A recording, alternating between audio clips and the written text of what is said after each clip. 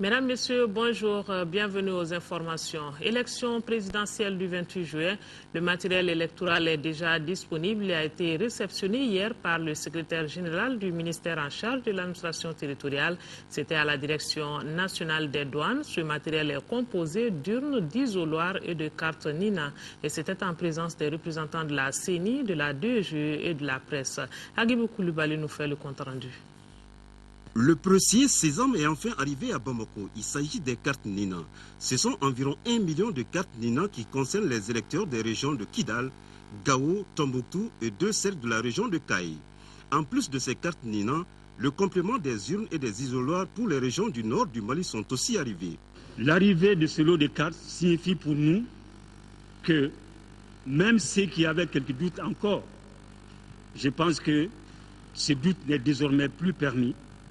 Il est bien évident pour nous que les élections auront bel et bien lieu le 28 juillet, conformément à la feuille de route et à l'engagement du Mali et de tous ses partenaires techniques et financiers. Ces cartes, comme vous savez, constituent une étape décisive pour nous parce que tout le système électoral de cette année 2013 est bâti autour des cartes Nina. Selon le président de la commission logistique des élections, la remise officielle des cartes Nina est prévue pour le mois de juillet prochain et 2000 équipes s'occuperont de leur distribution. On est obligé de nous organiser très rapidement pour l'acheminement sur les localités. Nous avons les régions du nord, c'est-à-dire composées de Kidal, de Gao et de Tombouctou, plus une partie de la région de Kaï. Je suppose que conformément à notre habitude, quand on fait la mise en place du matériel, nous commençons par les régions les plus éloignées. Généralement, c'est les régions du nord, Kaï, ensuite les Malais de l'extérieur, etc. Mais comme on a les cartes pour les régions du nord, il s'agit maintenant de prendre les dispositions pour leur mise en route. Il n'y a pas de doute, les déplacés, réfugiés et toutes les régions du nord du Mali, y compris Kidal, vont pouvoir voter avec leur carte Nina pour les élections du 28 juillet prochain, ont rassuré les représentants de l'administration territoriale. 16 082 personnes seront donc mobilisées pour la distribution des cartes Nina au niveau du district de Bamako. Elles devront suivre une formation cette semaine sur la conduite à tenir. C'est l'une des informations que l'on retient de la rencontre entre le gouverneur du district et la presse. Georges Togo a par ailleurs déploré la timidité au niveau des différentes commissions d'établissement des listes électorales. Mohamed Diarra a suivi la conférence. Son reportage. Pour la réussite de l'élection présidentielle de juillet prochain à Bamako, le gouvernement du district opte pour 2 stratégies, l'information et la sensibilisation. En décidant de rencontrer les journalistes, le gouverneur Georges Togo entend rétablir le pont entre son équipe et les hommes de médias, vecteurs de communication. Nous sommes convaincus que la communication est un facteur clé pour la réussite de toutes ces actions en direction de la population, en direction de la masse. Donc avec le concours de la presse, nous pensons que nous pouvons très certainement changer l'évolution des choses. Dans son exposé, le conseiller aux affaires administratives a fait le point de la situation. Les commissions d'établissement des listes électorales sont à pied d'œuvre. Le matériel électoral disponible, alors que la formation des équipes chargées de la remise des cartes Nina se poursuivra. 1682 personnes auront la responsabilité de faire ce travail. Nous avons déjà assurer une première formation de tous les agents qui ont été retenus dans le cadre de cette formation. Et pour avoir un travail le plus parfait possible, nous envisageons aussi une seconde formation et renforcement des capacités de toutes ces équipes afin que le travail de distribution se fasse de la façon la plus adéquate. En tout cas, le gouverneur a rassuré les journalistes que sa circonscription est prête pour l'élection présidentielle. L'inconnu reste pour le moment le taux de participation qui reste le terrain d'Achille des élections. Sur ce point, le gouverneur compte beaucoup sur la presse. Un tour à Koulikoro pour parler de ce cadre formel d'échange dénommé le sous-cluster nutrition. C'est pour venir à bout de la gestion des urgences alimentaires et nutritionnelles. Une rencontre a regroupé dans ce sens les autorités administratives, sanitaires et politiques ainsi que les partenaires au développement de la région de Koulikoro. Le reportage de Atoumata Sari. Pour cette rencontre, il s'agit de définir la cartographie des interventions afin de mettre en synergie les actions, de partager avec tous les participants les canevas validés de rapportage mensuel et hebdomadaire pour faciliter la collecte et la transmission des données de la malnutrition. Nous sommes réunis pour parler de malnutrition, les interventions qui sont en cours dans la région et qui doivent nous permettre de gérer les questions de malnutrition. Selon l'enquête CEMAR 2012, la région de Koulikoro présente un des taux de malnutrition aiguë global de 8,4% avec un taux de malnutrition aiguë sévère de 1,8%.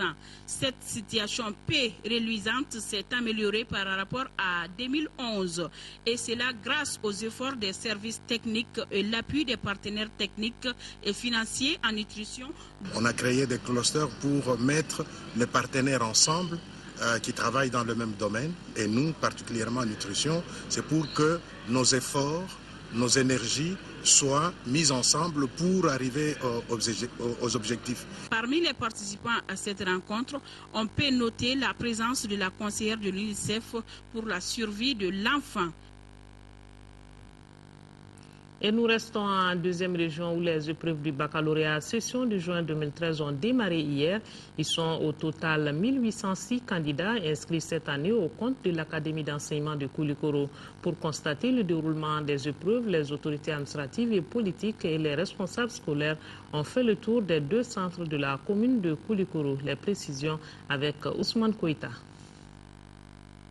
Les autorités de la 2e région, le directeur des cabinets, représentant le gouverneur et le président du conseil ont respecté la tradition en se rendant dans les centres d'examen de la commune urbaine de Koulikoro. Le périple a commencé au lycée Djobadjara pour l'ouverture du premier pli en passant par le séminaire P12.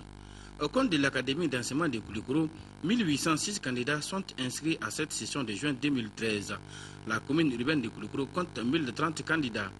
À ces 2 centres, le constat est que tout se déroule normalement pour les autorités scolaires et administratives de Koulikoro. Toutes les conditions sont réunies parce qu'on ne peut même plus parler de déplacer à Koulikoro. Cette année, quand même, nous avons pu faire un cadre de concertation qui est fonctionnel, dans lequel se retrouvent tous les acteurs. Donc ça nous a permis vraiment de bien gérer l'atmosphère de l'école à Koulikoro cette année. C'est une atmosphère bon enfant. Les élèves sont tous présents. Vous avez dû constater, vous, que ce soit au niveau du lycée Djobadjara et que ce soit tout de suite à P12. Ils sont déjà en train de traiter les sujets. Et le constat est que les sujets, à mon humble avis, sont des sujets très abordables. Et on demande tout simplement aux enfants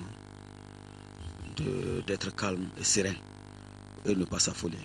Dans les différents centres visités, le directeur des cabinets du gouverneur Wenege Diarra et sa délégation ont prodigué des conseils et exprimé les attentes des autorités du pays aux candidats et aux équipes de surveillance, sans oublier les forces de l'ordre présentes. Et du côté de Sikasso, ils sont plus de 11 000 candidats vers la route de l'enseignement supérieur dans l'Académie d'enseignement de Sikasso. Les épreuves du baccalauréat session de juin 2013 ont commencé hier à Sikasso, à l'instar des autres villes du Mali. Le gouverneur qui a ouvert la première enveloppe a apporté un message de soutien aux différents candidats. De Sikasso, le reportage de Sekou Konati. 8 heures ce mardi matin, le temps est ensoleillé sur la capitale du Kénédougou. Le calme plane sur les centres d'examen. La délégation régionale arrive au centre de l'Institut de formation professionnelle IFP où compose la série SE. Première étape. L'impatience de découvrir la première épreuve se lit sur les visages. Et le gouverneur ouvre la première enveloppe. Épreuve de mathématiques.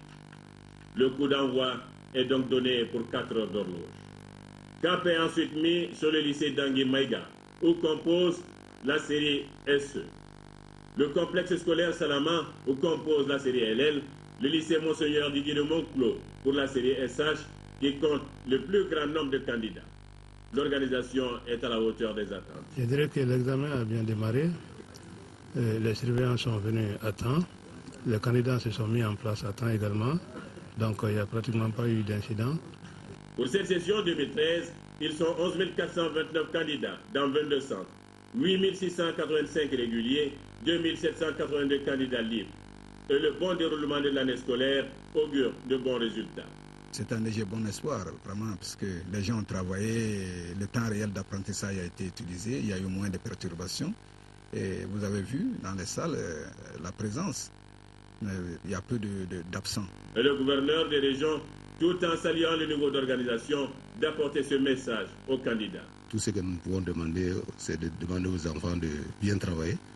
On a passé une année scolaire normale, donc les résultats doivent suivre. Sur les 11 429 candidats, la série SH aligne le plus gros contingent avec plus de 5 000 candidats.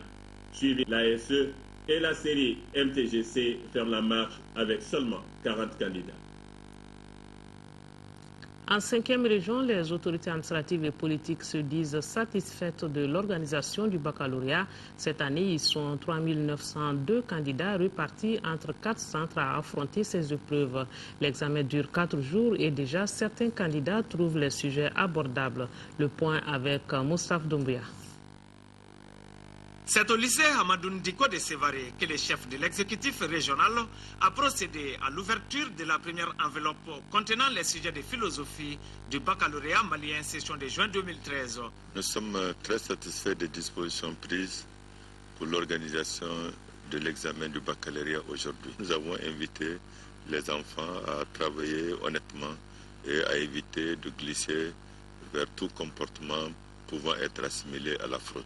Ils sont 3 902 candidats, toutes séries confondues, à affronter les épreuves du baccalauréat malien 2013 au compte de l'Académie d'enseignement de Mopti. Déjà, certains candidats trouvent que les sujets sont à leur portée. Ce n'est pas tout à fait difficile, vraiment. Celui qui a suivi régulièrement les cours de sujet, c'est pas tout à fait difficile. Nous, on a commencé avec la philosophie. Moi, j'ai choisi le sujet 3. C'était pas ça. Parce que durant l'année scolaire, on a traité déjà pas mal de sujets sur ça. Parmi les 3 902 candidats, on compte 1 297 filles et 319 candidats déplacés. Bonne chance à tous les candidats du sport. Football pour boucler, championnat national de Ligue 1. 2 matchs ont été disputés lundi au compte de la 25e journée. Le CSKA a battu le COB par 3-1. Les 11 créateurs de Nyarela, quant à eux, ont été battus 1-0 par le CS Dougou-Wolonfila. Le résumé des 2 rencontres avec Siragatou Sissi. Le CS Dougou-Wolonfila est arrivé à Bamako la paire au ventre. L'équipe a besoin de victoires face aux 11 créateurs de Nyarela pour consolider définitivement son maintien dans l'élite. Les Kouloukorois, ici en bleu marine, ont tenaillé les 11 créateurs de Nyarela. La défense a fait bloc derrière. À la 42e minute, Sori Traoré profite d'une mésentente entre le gardien et un défenseur des 11 créateurs pour marquer l'unique but du match. Un succès salvateur pour le CS Dougou-Wolonfila, 7e 34 points à 5 journées de la fin de la saison.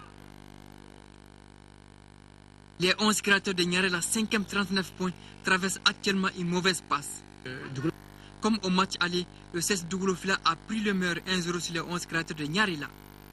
Le second rendez-vous, CSK-COB, avait un double enjeu pour les deux équipes. Le CSK cherche à rester en Ligue 1, tandis que le COB est en course pour la 2e place. Le match a été tactiquement gagné par les centristes. Le COB a même ouvert le score à la 20e minute par Sidi M. Keita, suite à une erreur monumentale du gardien Alassane Diallo. Le CSK reprend assez vite ses esprits. Le jeune Bouye Kanté, d'un centre millimétré, permet à Mohamed Keita d'égaliser à la 30e minute. Le COB subit la foudre des jeunes centristes. Juste à la mi-temps, Mamadou Diawara transforme un penalty. 2-1. La deuxième mi-temps sera totalement en faveur du CSK. Sidi M. Keita tue le match à la 56e minute. 3-1, score final. Le COB, 3e 44 points, accuse 6 points de retard sur l'AS Real. Le CSK, 10e 30 points, peut toujours espérer de maintien en Ligue 1. Voilà, sur ce se referme cette édition à 18h et 20h. Dei Sissoko sera là pour les éditions d'histoire. Merci de votre attention. Bonne suite de programme sur l'ORTM.